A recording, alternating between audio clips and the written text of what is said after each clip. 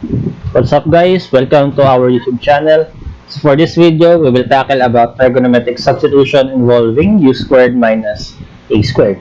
So, sa ating past videos, na-discuss na natin yung a squared minus u squared tsaka yung u squared plus a squared. So, in this case, kapag u squared minus a squared naman yung involved sa ating integral, ano yung gagamitin natin trigonometric substitution? We're going to use u is equal to a secant of theta, so that du will be equal to a times secant of theta, tangent of theta, d theta. Since the derivative of secant of theta is secant theta, tangent of theta. Alright? So, let's proceed to our examples. So, our first problem is the integral of dx divided by x squared times the square root of x squared minus 7. So, this one, 7 is just square root of 7 squared. So, that ma-recognize natin siya as x squared or rather u squared minus a squared. So, we will let x equal to square root of 7 secant of theta. So, that dx is equal to square root of 7 secant of theta, tangent of theta, d theta. Since we have x squared here as a term, so x squared is equal to 7 secant squared of theta. So, we have now dx is equal to square root of 7 secant of theta, tangent of theta, d theta, divided by x squared, which is 7 secant squared of theta, times the square root of x squared minus 7, so that is 7 squared, or rather 7 secant squared of theta minus 7.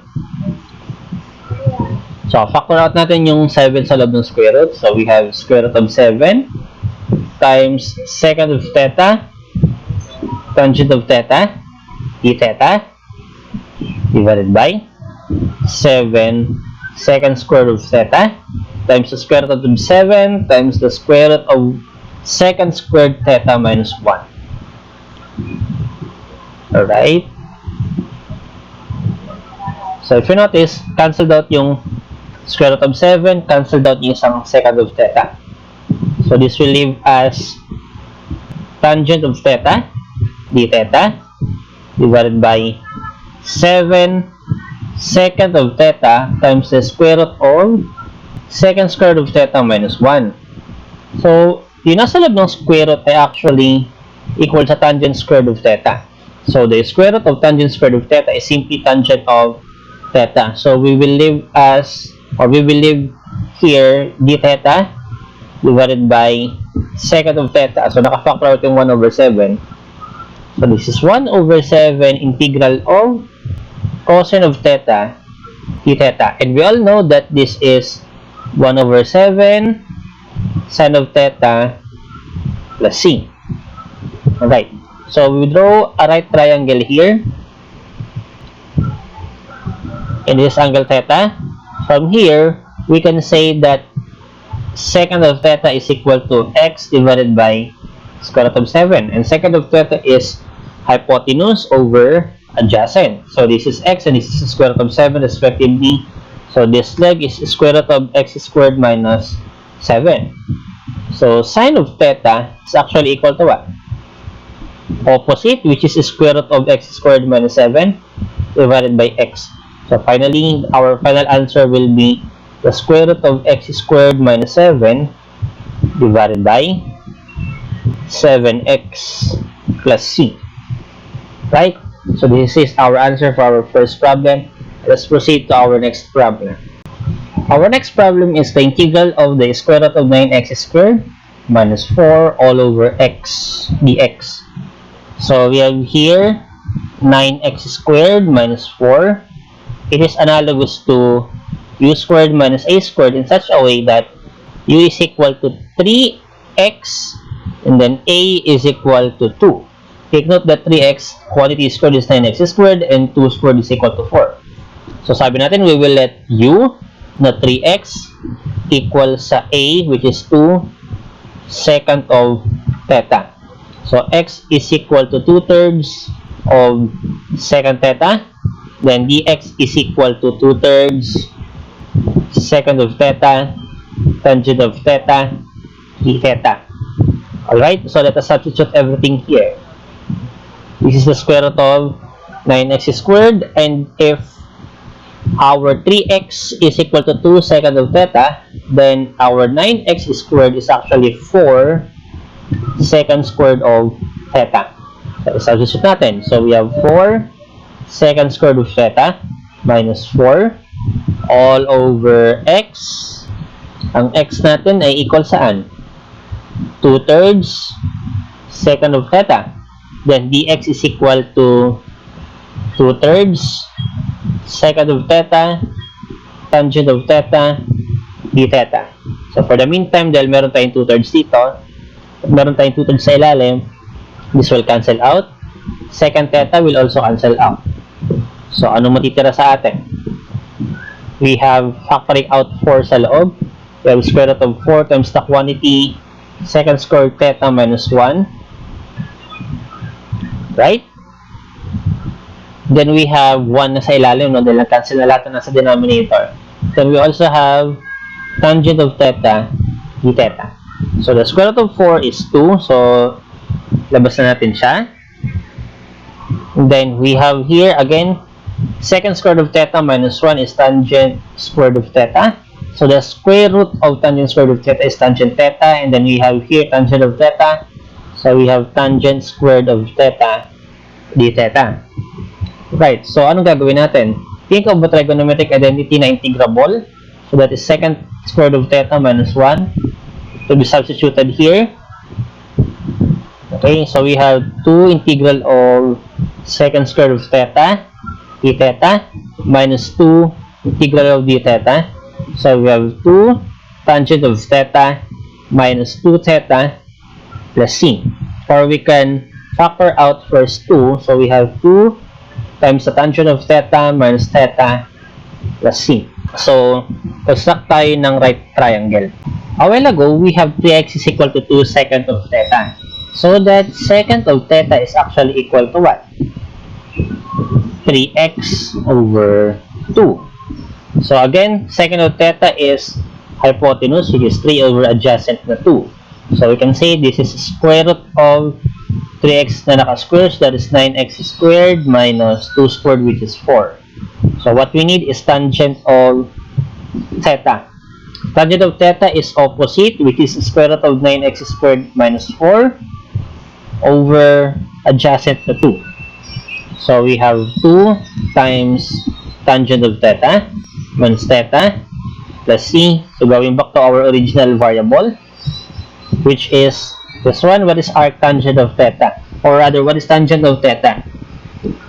We have square root of 9x squared minus 4 all over 2 minus.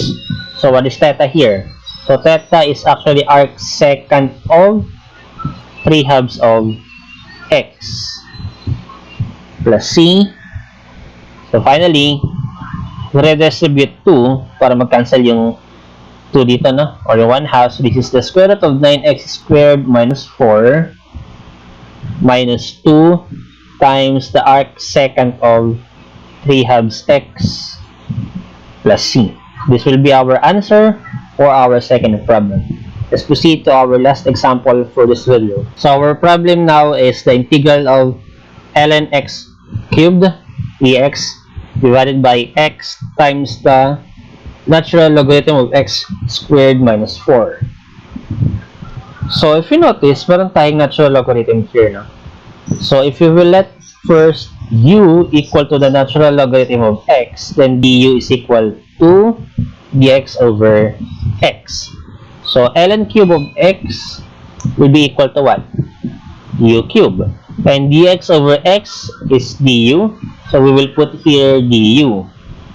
Then this is square root of the ln of x squared. So that is u squared minus 4. So this is now reduced into an integral involving u squared minus a squared. So we will let u equal to 2 secant of theta. Okay, this is in the form of u squared minus a squared. So this is u equal to 2 secant of theta. So that du is equal to 2 secant of theta, tangent of theta, d theta. So that meron tayong u cube dito. So u cube is equal to 8 secant cube of theta. Distribute or substitute natin. So 8 secant cube of theta, then du is equal to 2 secant of theta, tangent of theta, d theta. This is divided by the square root of u squared. Our u squared is 2 secant theta na now squared, so that is 4 secant squared of theta minus 4. Right? So, lagyan natin dito. We have integral of 8 times 2. Hindi ko muna times no dahil meron tayong na-expect na ma-factor out sa baba. Then we have secant cube here and we have secant theta here. So, we have secant to the 4th power of theta times tangent of theta, d theta. And then factoring out 4 dun sa loob. So, we have square root of 4 times the square root of secant squared of theta minus 1. Square root of 4 is equal to 2. So, 2 divided by 2 will become 1. So, we have now 8 integral of secant to the 4th power of theta, tangent theta, d theta, divided by, what is the secant squared theta minus 1 again? So, that is tangent squared of theta. Taking the square root of this one will yield to tangent of theta. So, cancel out yung tangent of theta. So, we will have here 8 integral of secant to the 4th power of theta, d theta. So, paano natin ito pwedeng i-express para ma-integrate natin ito?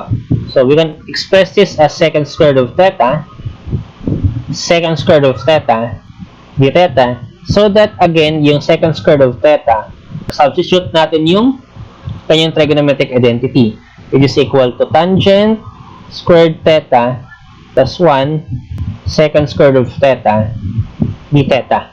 Distributing secant squared of theta, so we will have integral of tangent squared of theta, secant squared of theta, d theta, plus the integral of secant squared of theta, d theta. Don't forget, meron pa palang 8 dito. So, lagyan natin sila na. Right. So, we will have what here? 8 times tangent cube of theta over 3. That is because the derivative of tangent of theta is secant squared of theta. So, that is 8 tangent of theta plus c. So, what we are going to do next? Draw tayo ng right triangle. So, a while ago, we have the following. Ano nga yung kanina natin? So, you have u is equal to 2 secant of theta. So, that secant of theta is equal to u over 2. So, this is equal to u, yung hypotenuse natin, and this is equal to 2. So, that this leg is actually equal to the square root of u squared minus 4. So, we need here tangent of theta. So, tangent of theta is equal to opposite, which is the square root of u squared minus 4 over adjacent na 2. And remember, our u is equal to ln of x. So, we have ln squared of x minus 4 all over 2 here. For the meantime, write muna natin siya as ln squared of x minus 4 raised to 1/2 over 2. Right. So, simplify na natin yung ating answer. So, we have 8/3 tangent cube of theta plus 8 tangent of theta plus c. What we are trying to do here is factor out muna natin yung 8 tangent of theta. So, we have 1/3 tangent squared of theta plus 1. Okay, pinactor out na natin yung 8 tangent of theta na. Plus c. So, we have 8 times tangent of theta, which is the square root of ln squared x minus 4 over 2 times 1/3 ng tangent squared of theta. So, if we square this, we will have ln squared x minus 4 over 4. Take 2 to, naka-square dapat yung 2, no? Plus 1 plus c. Right, so we have here 4 square root of ln squared of x minus 4. How can we simplify this one? So we can actually factor out 1/3 sa labas.